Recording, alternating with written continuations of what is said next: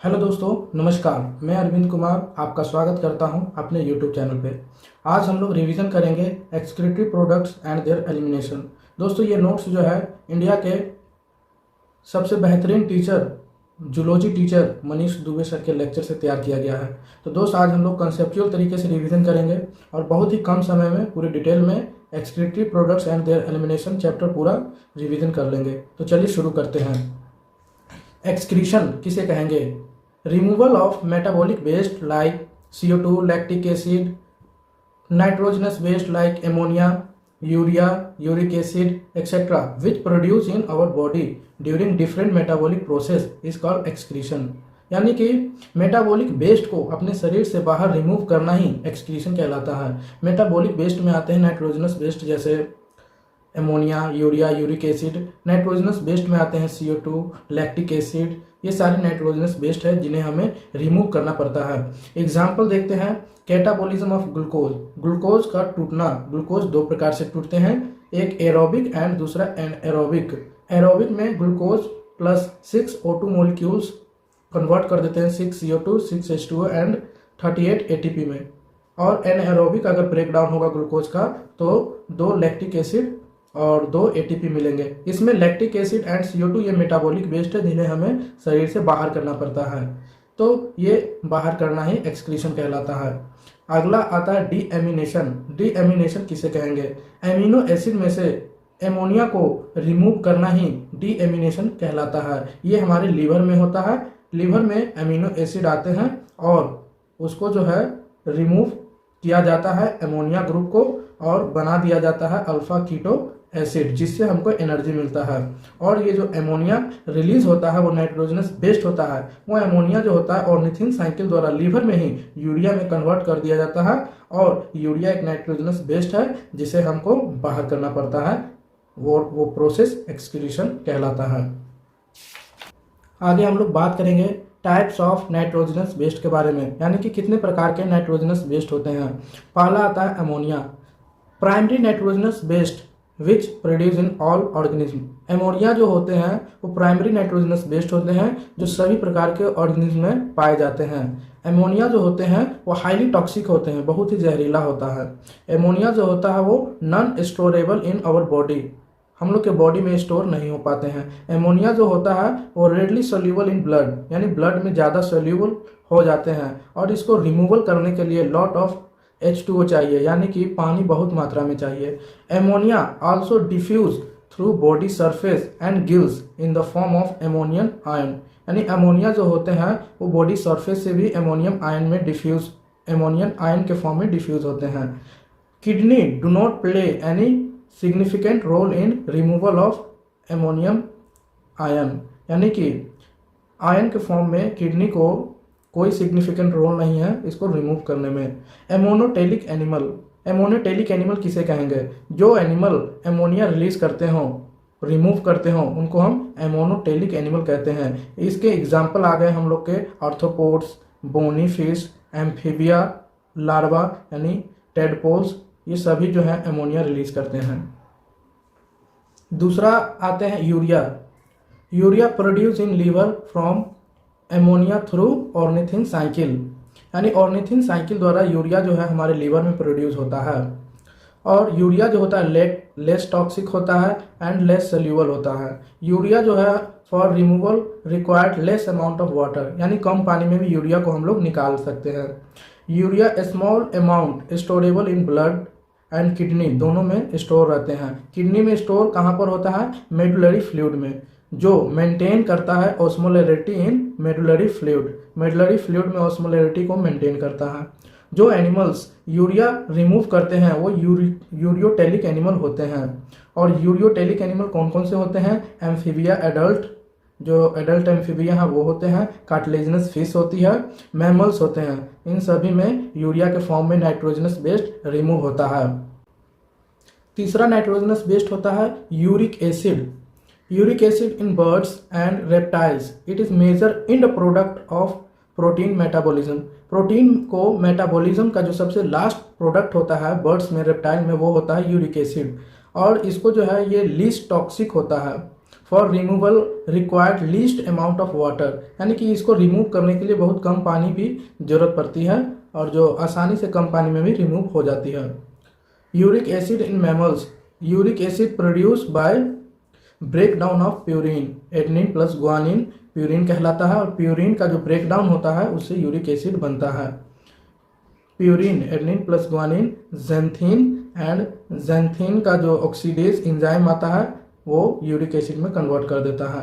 गाउटी arthritis, गाउटी arthritis जो होता है वो यूरिक एसिड की वजह से होता है। Inflammation in joints due to deposition of uric acid crystal in joint, इसी को गाउटी अर्थराइटिस भी कहते हैं। और यूरिकोटैलिक एनिमल्स, यूरिकोटैलिक एनिमल्स वो एनिमल्स होते हैं जो यूरिक एसिड रिमूव करते हैं अपने नाइट्रोजनस वेस्ट में। यूरिक एसिड रिमूव करने वाले कौन कौन से एनिमल हो गए?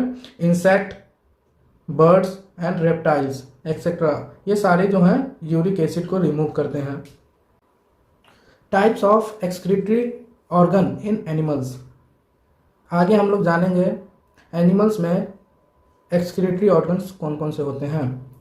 प्रोटोनेफ्रिडिया या फ्लेम सेल, ये excretory organ platyhelminthes, flatworm, planaria में होते हैं।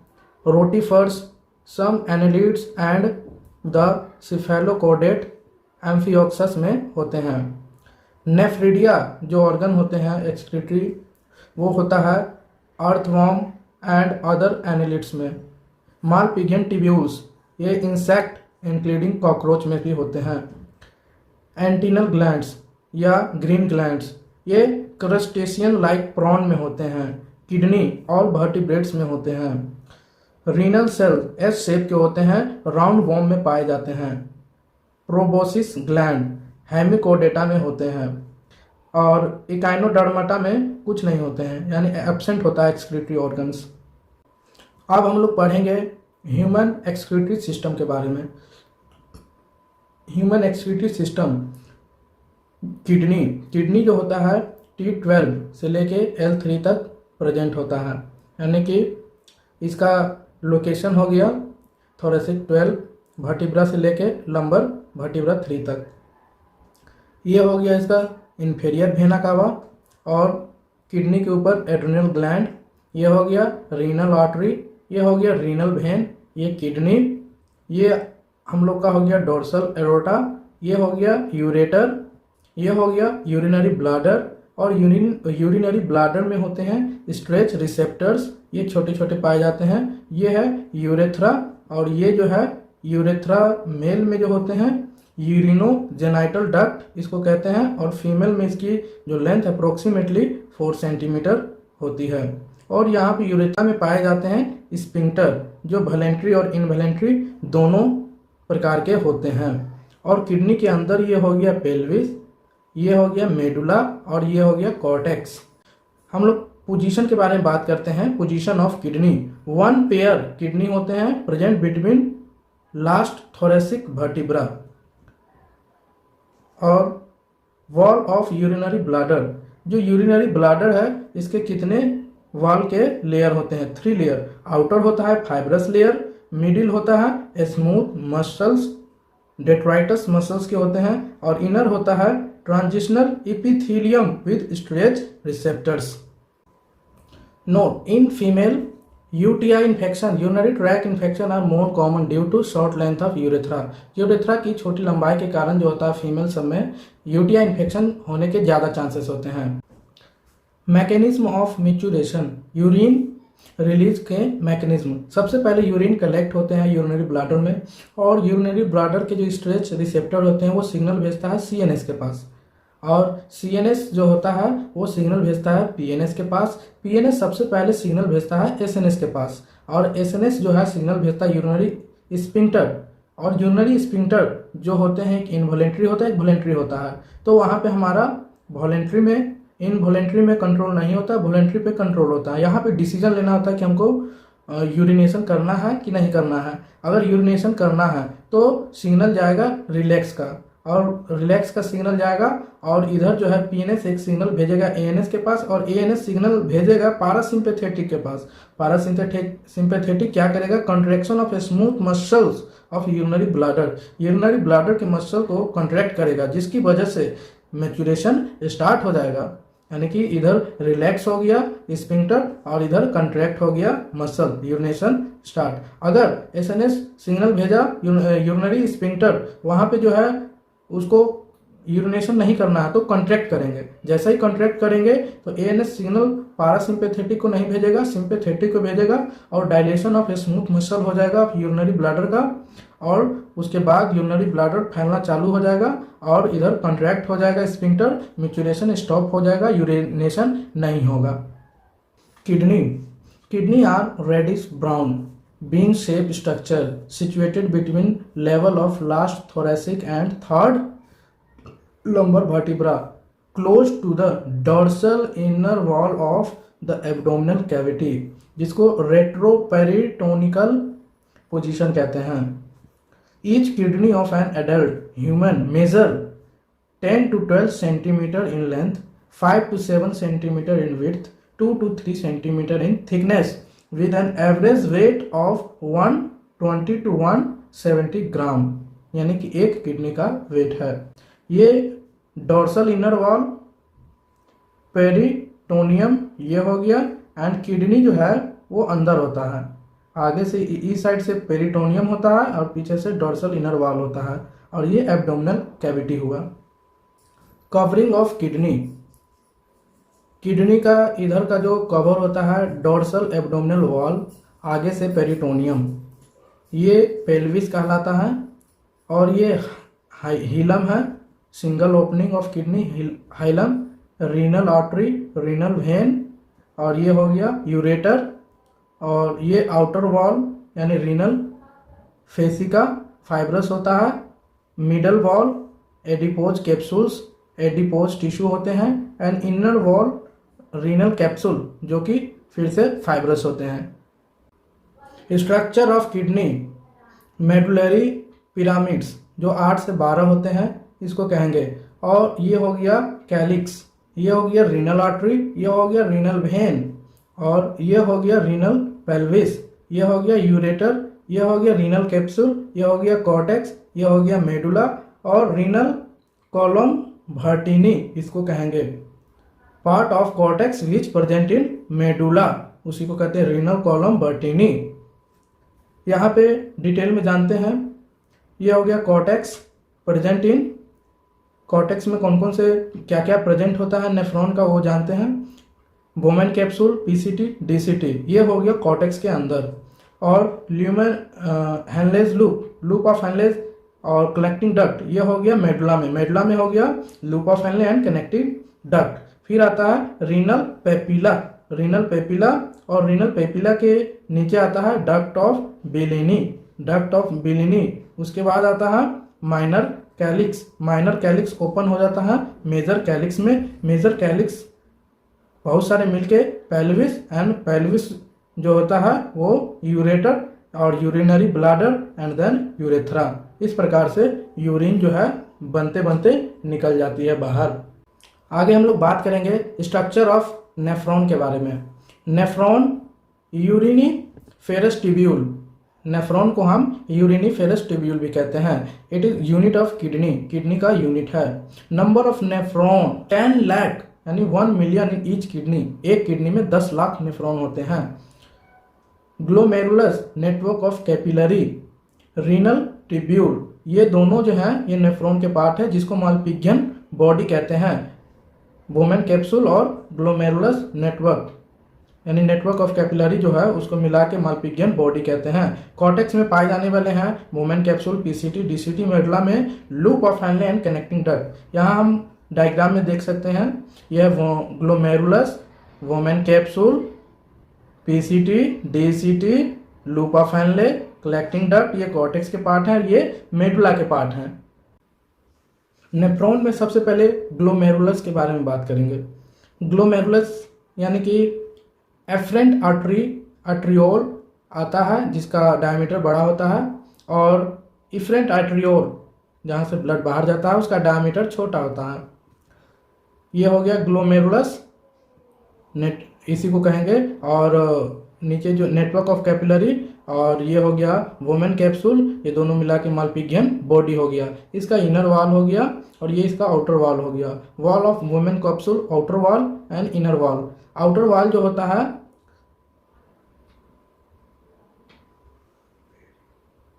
आउटर वॉल पेराइटल लेयर यानी simple squamous epithelium. Inner wall होता है visceral layer, podocyte cells. Podocyte cell क्या होते हैं? वो टी शाइप सेल्स होते हैं जो अरेंज हो जाते हैं, बीच में पोर रहता है, वहीं से फिल्ट्रेट हो जाता है, जिसको पेडी सेल्स कहते हैं एगो को। और ये फिल्ट्रेशन स्लाइट होते हैं, इसमें पोर हो जाता है, इसकी वजह से छन्नी की तरह बन जाता है और जो होता है बाहर आ जाता है। ब्लड से जो पतले पतले होते हैं वो बाहर आ जाते हैं। नेटवर्क ऑफ कैपिलरी, ये हो गया पीसीटी।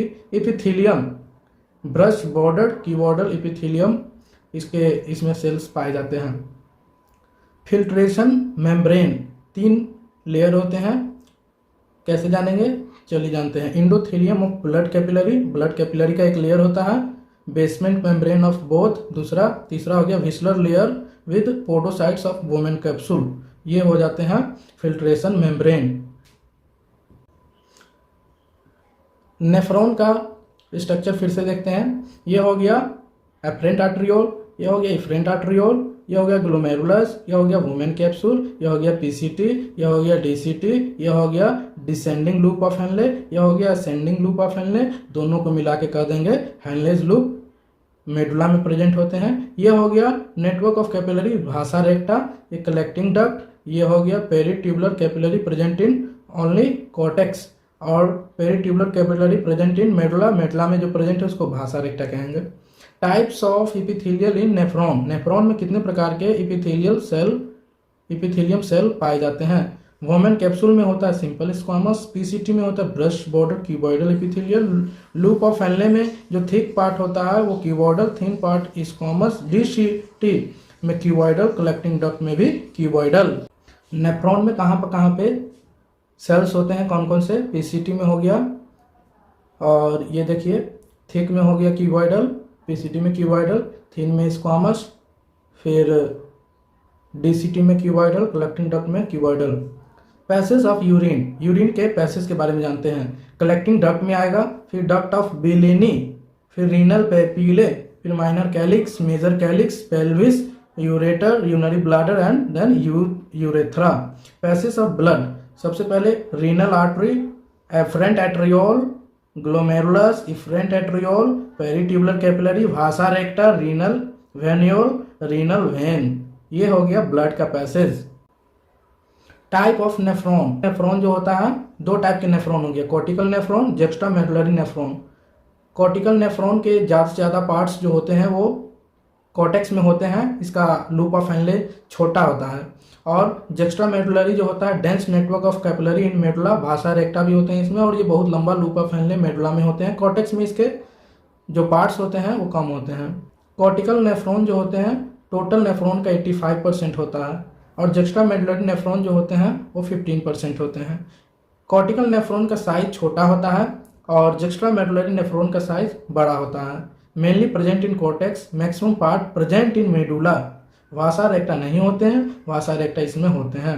हैंडलेज लूप छोटा होता है, इसका हैंडलेज लूप लॉन्ग होता है। Work during normal, work during emergency, यानी जुक्स्टामेडुलरी नेफ्रॉन इमरजेंसी में वर्क करते हैं। जुक्स्टामेडुलरी नेफ्रॉन, ये इसमें जुक्स्टाग्लोमेरुलस सेपरेटस होते हैं जो डीसीटी के सेल्स एंड एफरेंट एट्रियोल के मसल्स, मॉडिफाइड स्मूथ मसल और मेनली एफरेंट एट्रियोल्स के सेल से बनते हैं। Macula cell and juxtaglomerular cell. During emergency release renin hormone, maintain GFR and BP. Erythropoietin hormone stimulate erythropoiesis in red bone marrow. Calcitriol like vitamin D increase absorption of calcium from gut during hypocalcemia। यानी कि जुक्स्टाग्लोमेरुलस apparatus ये emergency में काम करते हैं इस प्रकार से। Urine formation, urine formation involve 3 main process, namely glomerular filtration, reabsorption and secretion. That take place in different part of the nephron. Glomerular filtration, जिसको हम अल्ट्रा फिल्ट्रेशन भी कहते हैं, जो होता है यहाँ पर होगा ग्लोमेरुलर फिल्ट्रेशन। रीएब्जॉर्प्शन, ये सारे जगह पर हो रहा है रीएब्जॉर्प्शन। सिक्रेशन, कुछ कुछ चीज़ें इधर से सिक्रेट भी हो रहा है, किसके अंदर, हैंडलेज लूप, यानी कि यहाँ से जो जाएगा उसके अंदर, और यहाँ पे यूरिन बाहर आ जाएगा। ये दिखाया जा रहा है एब्जॉर्प्शन, रीएब्जॉर्प्शन, और ये दिखाया जा रहा है secretion. Glomerular filtration, ultra filtration, ये हो गया हमारा ब्लड कोलाइडल ऑस्मोटिक प्रेशर, जिसको BCOP 30 mmHg नेगेटिव प्रेशर होता है। ये हो गया हमारा CHP जो 15 mmHg, ये भी नेगेटिव प्रेशर होता है। ये हो गया हमारा ग्लोमेरुलर हाइड्रोस्टेटिक प्रेशर यानी कि GHP, ये हो गया 55 mmHg, ये पॉजिटिव होता है। और ये हो गया ब्लड सेल्स, और इसका 10 mmHg यानी कि यहाँ पे नेट आता है फिल्ट्रेट, नेट फिल्ट्रेट प्रेशर हो गया GHP minus BCOP plus CHP, 55 minus 30 plus 15 यानी कि 10 mmHg। नेट फिल्ट्रेशन प्रेशर हो गया 10 mmHg। GFR, glomerular filtration rate, 1100 to 1200 ml blood flow by kidney per minute, या अप्रोक्सीमेटली 650 ml यानी 55% प्लाज्मा फ्लो बाय किडनी पर minute. और filtrate जो बनता है 125 ml पर मिनट या 180 litre per day. GFR, glomerular filtration rate, पर मिनट 125 ml निकलता है, और एक दिन में 180 लीटर फिल्ट्रेट निकलता है, जिसमें 99% रीअब्जॉर्ब हो जाता है, ओनली 1% कन्वर्ट इनटू यूरिन, यानी कि 1.8 लीटर पर डे या 1.5 litre per day urine formation होता है। GFF यानी glomerular filtration fraction, GFR divided by GPF यानी कि glomerular plasma flow. Glomerular filtration rate 120, glomerular plasma flow 650 यानी 120%, ये इंपॉर्टेंट है। GFF यानी ग्लोमेरुलर फिल्ट्रेशन फ्रैक्शन है 20%। ट्यूबुलर रीएब्जॉर्प्शन यानी कि जो फिल्ट्रेट है वो दोबारा से रीअब्जॉर्ब होते हैं। तो स्टार्ट करते हैं। फर्स्ट जो है reabsorption from proximal convoluted tubule, PCT से क्या क्या रीअब्जॉर्ब होंगे। PCT के बारे में जानेंगे। PCT जो है burst border cuboidal epithelial tissue है। फॉर मैक्सिमम एब्जॉर्प्शन, सबसे ज़्यादा एब्जॉर्प्शन यहीं से होते हैं। 70 to 80% minerals plus water reabsorb from PCT। PCT में glucose 100% reabsorb, amino acid 100% reabsorb, vitamin C, positive ions, sodium etcetera, negative ions HCO3, Cl minus etcetera, water and negative ion, ये passive एब्जॉर्प्शंस है, and बाकी जो है active एब्जॉर्प्शंस है। PCT breast border cuboidal epithelial. आगे next आता है reabsorption from loop of Henley. Loop of Henley से क्या क्या रीएब्जॉर्ब होते हैं। लूप ऑफ हेनले से जो थिक पार्ट है वो सिंपल क्यूबॉइडल है, थिन पार्ट जो है सिंपल स्क्वामस एपिथेलियल टिश्यू है। इसमें मिनिमम एब्जॉर्प्शन होता है, ओनली 5% रीएब्जॉर्प्शन होता है, जिसमें से डिसेंडिंग लूप ऑफ हेनले से water and ascending loop of Henley से NaCl एब्जॉर्ब होता है। डिसेंडिंग लूप ऑफ हेनले से water and ascending loop of Henley से NaCl। ये जो एक्टिव एब्जॉर्प्शन और NaCl यहाँ पे जो है पैसिव एब्जॉर्प्शन। NaCl का दोनों प्रकार से एब्जॉर्प्शन, थिन में होगा पैसिव एब्जॉर्प्शन, थिक में होगा एक्टिव एब्जॉर्प्शन, असेंडिंग में ही होता है NaCl का absorption. Reabsorption from DCT, distal convoluted tubule. Epithelium इसका जो होता है सिंपल क्यूबॉइडल होता है। कंडीशनल रीएब्जॉर्प्शन होता है यहाँ पे सोडियम और वाटर का, यहाँ पे HCO3 माइनस का भी एब्जॉर्प्शन होता है। तो दो तरीके से होता है, एक एड्रिनल ग्लैंड द्वारा होता है और एक होता है हाइपोथैलेमस जो पिट्यूटरी को सिग्नल भेजता है, पिट्यूटरी ADH रिलीज करेगा, वैसोप्रेसिन जो मैकुला सेल ऑफ DCT में जो प्रोटीन होते हैं, रिसेप्टर्स होते हैं, उस पर बाइंड करेगा, और बाइंड करने के बाद जो है एब्जॉर्प्शन स्टार्ट हो जाएगा वाटर का। ये जो होगा ये पैसिव होगा, ब्लड कैपिलरी में आना। और जो एड्रेनल एड्रिनल ग्लैंड जो करता है एब्जॉर्प्शन, वो एल्डोस्टेरोन हार्मोन रिलीज करेगा और मैकुला सेल ऑफ डीसीटी में जो प्रोटीन है उससे बाइंड करेगा और वहाँ पे फिर एक्टिव एब्जॉर्प्शन स्टार्ट हो जाएगा सोडियम का और वाटर का। वाटर पैसिव हो रहा है और इधर एड्रिनल ग्लैंड जो है वाटर प्लस सोडियम एक्टिव भी हो रहा है, यानी वाटर पैसिव और एक्टिव दोनों प्रकार से हो रहा है और सोडियम जो है ओनली एक्टिव हो रहा है ब्लड कैपिलरी में। री absorption from collecting duct, receptor of ADH also present in connecting duct, anti diuretic hormone ADH होते हैं for passive absorption of water. A small amount of urea also absorbed from collecting duct by diffusion for maintain osmolarity of medullary fluid, यानी कि कुछ amount में urea भी यहाँ से absorb होते हैं मेडुलरी ऑस्मोलैरिटी मेंटेन करने के लिए। तीसरा सिक्रेशन एक्टिव होते हैं इन पीसीटी में H+ hydrogen ion, potassium ion, ammonia, hippuric acid, toxin, drugs, ये सारे सेक्रेट होते हैं, यानी अगर बच गए तो वो सब जो है नेफ्रॉन में पीसीटी में डाल दिए जाते हैं। इन हैंडलेस लूप डिसेंडिंग में कुछ नहीं होते, असेंडिंग में यूरिया सिक्रेट होते हैं। In DCT hydrogen ion, potassium ion and ammonia, collecting duct hydrogen ion, potassium ion, यानी हाइड्रोजन आयन पोटेशियम आयन जो है वो सब में जाए सिक्रीट होगा, एमोनिया भी तीनों में सिक्रीट होगा। Collecting duct, DCT and PCT में, हैंडलेस लूप में सिर्फ याद रखना है असेंडिंग में यूरिया सिक्रीशन होता है। सिक्रीशन का मतलब है कि ये हो गया ब्लड कैपिलरी और ये हो गया हमारा नेफ्रॉन का जो ट्यूब है वो। तो यहाँ से जो है जो नहीं सिक्रीट हो पाया, जो नहीं जा पाया, उसको एक्टिवली इसमें डाल दिया जाता है ताकि पेशाब के रास्ते से बाहर निकल जाए। इसको हम डायग्राम थ्रू देखने का प्रयास करेंगे। ये हो गया हमारा पीसीटी से क्या क्या एब्जॉर्ब हो रहे हैं ब्लड के अंदर, तो ions HCO3, NaCl, water, nutrition, potassium, और यहाँ से सिक्रीट यानी ब्लड से अंदर डाले जा रहे हैं hydrogen ion, potassium ion and ammonia, cortex का पार्ट है। और ये आ गया handless loop, descending limb of loop of Henle, water जो होता है एब्जॉर्प्शन होता है लेकिन यहाँ पे सिक्रेशन कुछ नहीं होता है, मेडुला के अंदर होते हैं।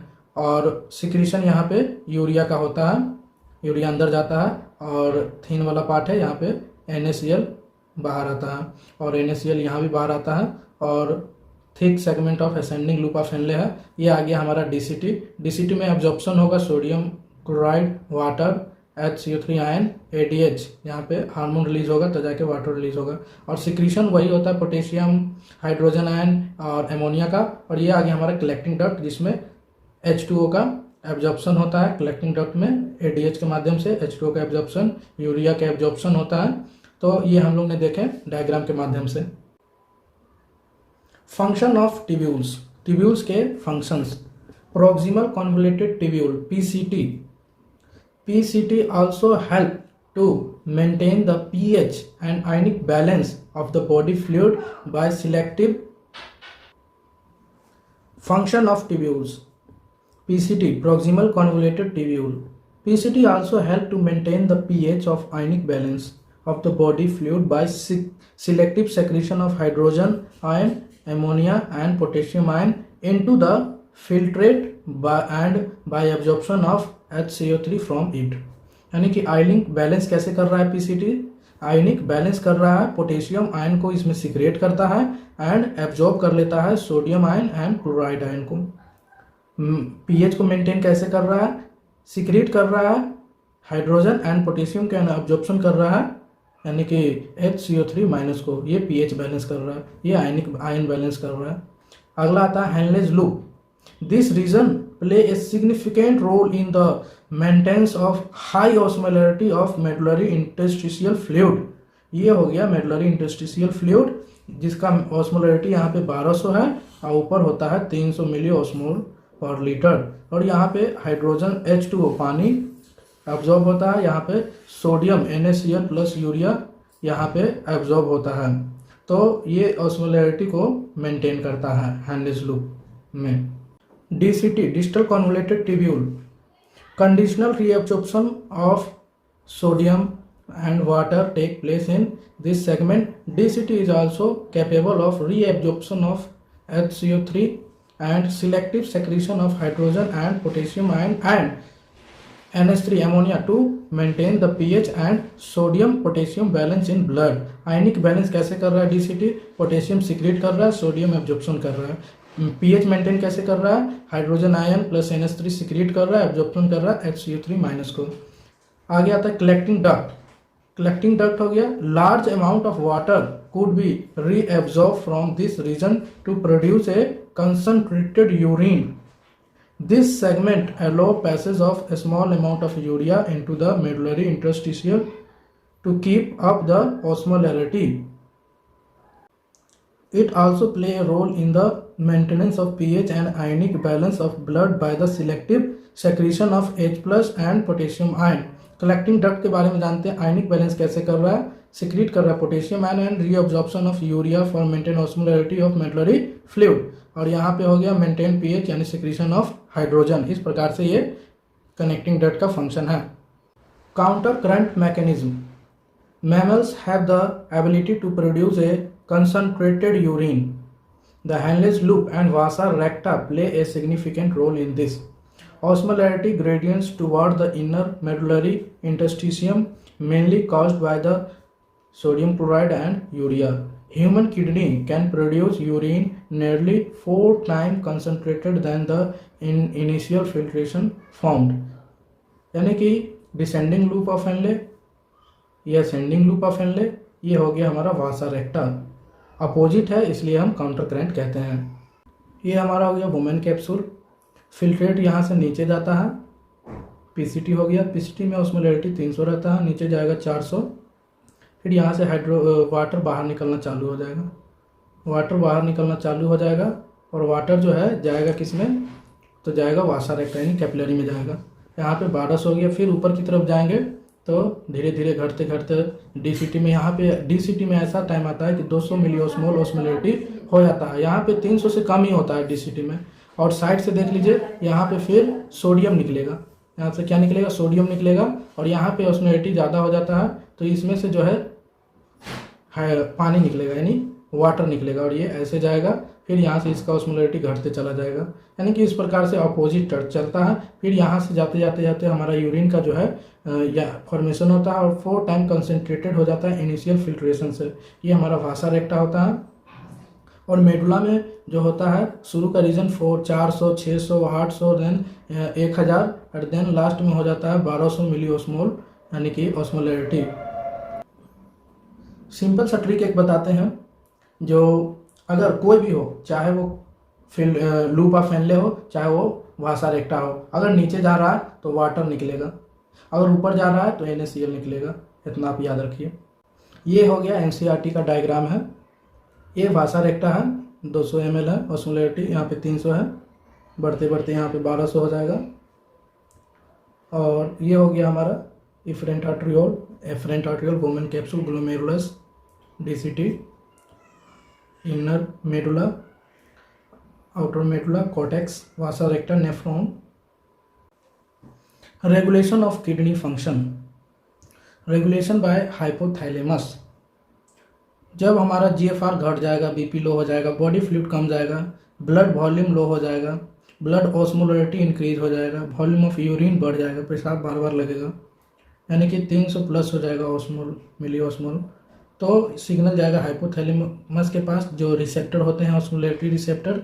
उसके बाद हाइपोथैलेमस पोस्टीरियर पिट्यूटरी को भेजेगा, तो वो ADH यानी वेसोप्रेसिन रिलीज करेगा, जो increase absorption of water from DCT and CD यानी distal convoluted tubule and collecting duct से। उसके बाद क्या होगा? GFR बढ़ जाएगा, BP नॉर्मल हो जाएगा, ब्लड फ्लूइड इंक्रीज हो जाएगा, ब्लड वॉल्यूम इंक्रीज हो जाएगा, ऑस्मोलैरिटी घट जाएगी, ब्लड वॉल्यूम यानी वॉल्यूम ऑफ यूरिन डिक्रीज, कम पेशाब लगने लगेगा, कम बाथरूम लगेगा। नोट यहाँ पे इंपॉर्टेंट है, ADH secretion inhibit by feedback inhibition, यानी कि नॉर्मल हो जाएगा तो दोबारा ऑटोमेटिक ये बंद हो जाएगा। डायबिटीज इंसिपिडस यानी पोलीयूरिया, झूठा diabetes due to hyposecretion of ADH का कम सिक्रीशन होना यानी बार बार पेशाब लगना, बार बार यूरिनेशन होने का एक सिम्टम, एक रीजन है। Regulation by JG cell of kidney, juxta glomerular cell. यहाँ पे चलता है RAS, renin angiotensin aldosterone system. GFR, blood ionic concentration low हो जाएगा, जीएफआर लो हो जाएगा, ब्लड वॉल्यूम लो हो जाएगा, बीपी लो हो जाएगा। तो स्टिमुलेट करेगा किसको? जेजी सेल ऑफ किडनी को। वो रिलीज करेगा रेनिन, और लीवर में रिलीज करता है एंजियोटेंसिनोजेन, जो इनएक्टिव प्रोटीन होता है, ब्लड में रहता है, और वो रेनिन कन्वर्ट कर देगा एंजियोटेंसिन फर्स्ट में, और लंग से रिलीज होता है एंजियोटेंसिन कन्वर्टेड एंजाइम, यानी कि ACE, एंजियोटेंसिनोजेन टेंसिन सेकेंड में कन्वर्ट करेगा, ये एक्टिव होता है। और एंजियोटेंसिन सेकेंड ये पावरफुल वेसो कंस्ट्रिक्टर है, जो जीएफआर बढ़ा देगा, बीपी बढ़ा देगा, increase absorption of sodium and water from PCT से करेगा, स्टिमुलेट करेगा एड्रेनल ग्लैंड को, जो रिलीज करेगा aldosterone, increase absorption of sodium ion with water from DCT, और जीएफआर बढ़ जाएगा, बीपी बढ़ जाएगा, आयनिक कंसंट्रेशन मेंटेन हो जाएगा। आर्टेरियल नेट्रिक यूरेटिक फैक्टर ANF, एंटागोनिस्टिक रास, इफ रास हाइपर हो जाएगा, इंक्रीज ब्लड प्रेशर, तो स्टिमुलेट करेगा वॉल ऑफ आर्टरिया इन हार्ट, वो रिलीज करेगा ANS responsible for vasodilator, BP low करेगा, इनहिबिट रास को रोक देगा, एक्ट एज डायूरेटिक यानी dilution of urine. An adult human excrete on an average 1 to 1.5 litre of urine per day. एक adult human जो है 1 से 2 litre urine per day release करता है। The urine form is a light yellow colour watery fluid which is slightly acidic, pH 6.0 होता है, and has a characteristic odour. On an average 20 to 30 gram of urea is excrete out per day, यानी कि हमारी urine द्वारा जो एक average माना गया है 25 से 30 ग्राम यूरिया एक्सक्रीट हो जाता है एक दिन में। Disorder of the excretory system, excretory system के डिसऑर्डर बीमारी कौन कौन से हो सकती है? Malfunctioning of kidney can leads to accumulation of urea in blood, a condition called uraemia, यानी कि किडनी बढ़िया से काम नहीं करती है तो ब्लड में यूरिया जमा हो जाता है, उस कंडीशन को यूरेमिया कहते हैं। Which is highly harmful and may leads to kidney failure, जो बहुत ही नुकसानदेही होता है और किडनी फेल्यूर की तरफ ले जाता है। In such patient urea can remove by process called haemodialysis, वैसे पेशेंट जिनका किडनी फेल्यूर हो जाता है उनमें से जो यूरिया को रिमूव करते हैं हीमोडायलिसिस के through. During the process of haemodialysis the blood drain from A convent artery is pumped into dialysis unit called artificial kidney. Artificial kidney का सहारा लिया जाता है। आर्टिफिशियल किडनी क्या होता है? एक बॉक्स होता है, उसमें मेन जो होता है सेफेलियन ट्यूब एंड डायलिसिस फ्लूइड का एक खेल होता है। रेडियल आर्टरी से ब्लड लिया जाता है। रेडियल आर्टरी क्यों चुना जाता है? रेडियल आर्टरी इसलिए चुना जाता है कि ये आर्टरी ऑर्गन स्पेसिफिक नहीं होते हैं, और इस आर्टरी से अगर हम खून लेते हैं तो ऑर्गन पे प्रभाव ज़्यादा नहीं पड़ता है, क्योंकि ऑर्गन स्पेसिफिक होते ही नहीं हैं। यहाँ से खून लेंगे, ब्लड जो है यहाँ पे आएगा, यहाँ पे टेम्परेचर इसका 0 करेंगे, और उसके बाद इसमें हेपेरिन मिक्स करेंगे। हेपेरिन होता है एंटी कोगुलेंट, यानी कि ब्लड को थक्का नहीं होने देगा। उसके बाद ये डायलाइसिंग यूनिट से जाएगा ब्लड, और इसमें जितने नाइट्रोजनस बेस्ड होते हैं वो जो है एब्जॉर्ब कर लिए जाते हैं। क्यों? क्योंकि इनका जो ऑस्मोलैरिटी होता है डायलाइजिंग फ्लूइड का आइसोटोनिक यानी सेम होता है ब्लड प्लाज्मा का, but hypotonic to nitrogenous based का होता है। इसलिए नाइट्रोजनस बेस्ड इसमें से निकल जाता है डायलाइजिंग यूनिट से, और जो बच जाता है ब्लड उसको यहाँ पे कलेक्ट किया जाता है, टेम्परेचर बॉडी टेम्परेचर के अनुकूल किया जाता है, फिर मिक्स किया जाता है एंटी हेपेरिन, फिर रेडियल वेन में ही डाला जाता है, और उसके बाद हार्ट के पास जाता है, हार्ट से पूरा बॉडी में सर्कुलेट हो जाता है। ये हो गया डायलाइसिंग यानी कि dialysing unit. Glycosuria, presence of glucose in urine. Ketonuria, presence of ketone bodies in urine. ये दोनों डायबिटीज मेलाइटस में होते हैं। रीनल कैलिकुली, स्टोन या insoluble mass of crystallised salt oxalate etcetera form within the kidney, यानी कि renal कैलिकुली का मतलब हो गया स्टोन किडनी के अंदर, समझिए। Glomerular nephritis, inflammation of glomeruli of kidney due to UTI infection. तो दोस्तों यहाँ पे चैप्टर ख़त्म होता है और फिर हम लोग मिलेंगे नेक्स्ट चैप्टर में। तब तक के लिए थैंक यू।